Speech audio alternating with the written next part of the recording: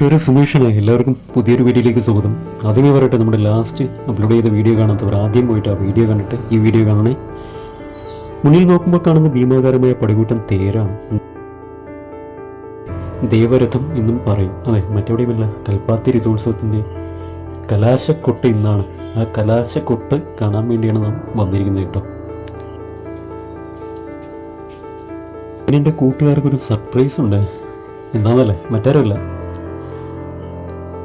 എന്നെപ്പോലെ തന്നെ നിങ്ങളും ഇഷ്ടപ്പെടുന്ന നമ്മുടെ യൂട്യൂബർ ജോബി ചേട്ടന് ചായ കുടിക്കാൻ ചെന്നപ്പോൾ കണ്ടുമുട്ടി. നമ്മുടെ ജോബി ചെന്നറിയാം കേട്ടോ. വീഡിയോയിൽ കാണുന്ന അതേ സംസാരവും വിനയവും. അരമണിക്കൂറിനടുത്ത് ഞങ്ങൾ സംസാരിച്ചു. വിഷയം കൽപ്പാത്തി തേര്, പാലക്കാട്, അദ്ദേഹത്തിൻ്റെ വ്ളോഗ്, ട്രാവല്.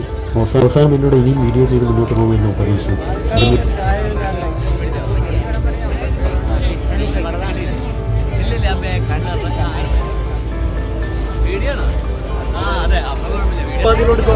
ഞാൻ ആദ്യമായിട്ടാണ് കേട്ടോ അവിടെ വരുന്നത്. ഇത്രയധികം ആളുകൾ ഒരുമിച്ച് തൃശ്ശൂർ പൂരം കഴിഞ്ഞ് കഴിഞ്ഞാൽ എനിക്ക് തോന്നുന്നു ഏറ്റവും കൂടുതൽ തിങ്ങി ഞെരുങ്ങി പോണത് ഇവിടെയാണ്. മൈക്കുണ്ടാ, കേക്കോ?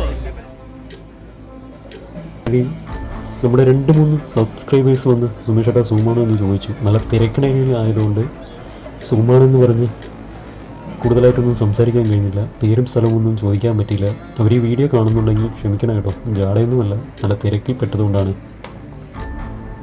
അപ്പോൾ നമുക്ക് നേരെ കൽപ്പാത്തി തേരിലോട്ട് വരാം. 700 വർഷത്തോളം പഴക്കമുണ്ടെന്ന് കരുതപ്പെടുന്ന വളരെ പുരാതനമായിട്ടുള്ള ക്ഷേത്രം. ആ ക്ഷേത്രത്തിൽ വർഷം തോറും നടക്കുന്ന രഥോത്സവം 10 ദിവസത്തെ ഉത്സവമാണ് കൽപ്പാത്തി രഥോത്സവം.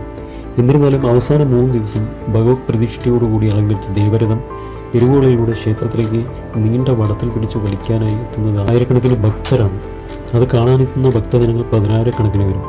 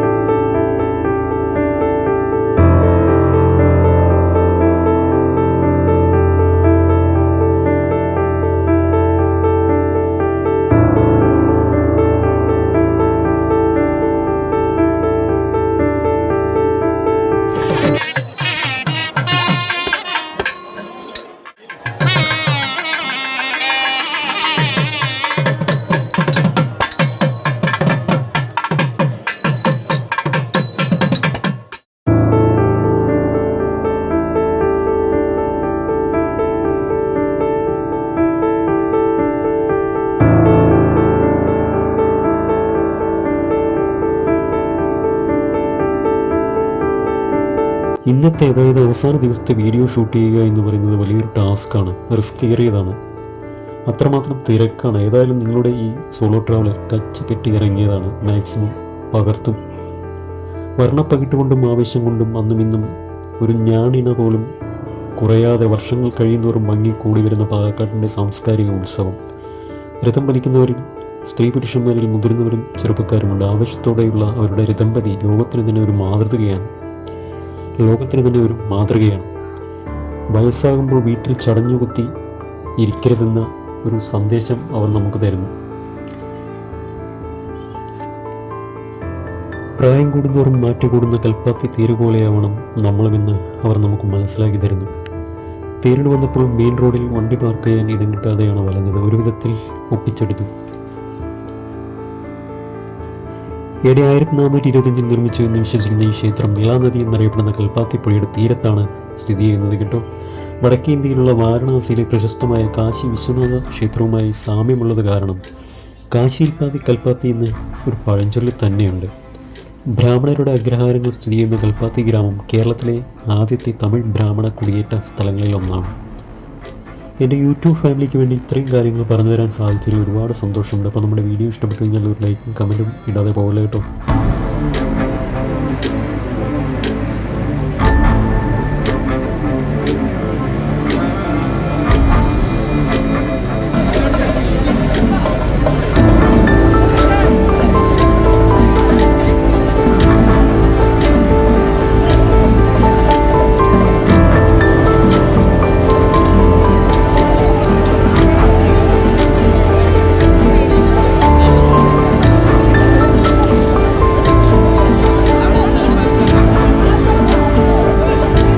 പിന്നെ നമ്മുടെ ചാനലിൽ സബ്സ്ക്രൈബ് ചെയ്യാതെ കാണുന്ന കൂട്ടുകാർ ചാനലൊന്ന് സബ്സ്ക്രൈബ് ചെയ്ത ബെല്ലൈക്കൺ കൂടി ഓൾ എന്ന് മുകളാക്കി വെച്ച് കാണുമല്ലോ അല്ലേ? വെച്ചില്ലെങ്കിൽ ഒന്ന് വെച്ചേക്കണേ.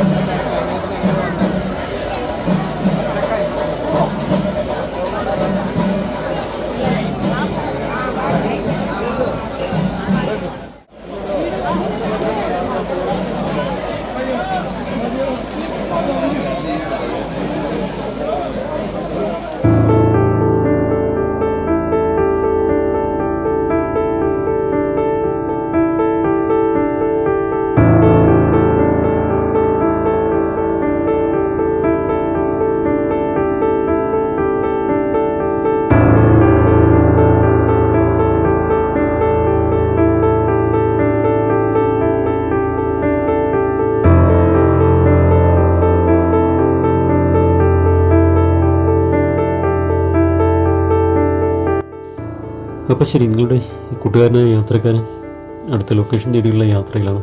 Love you all.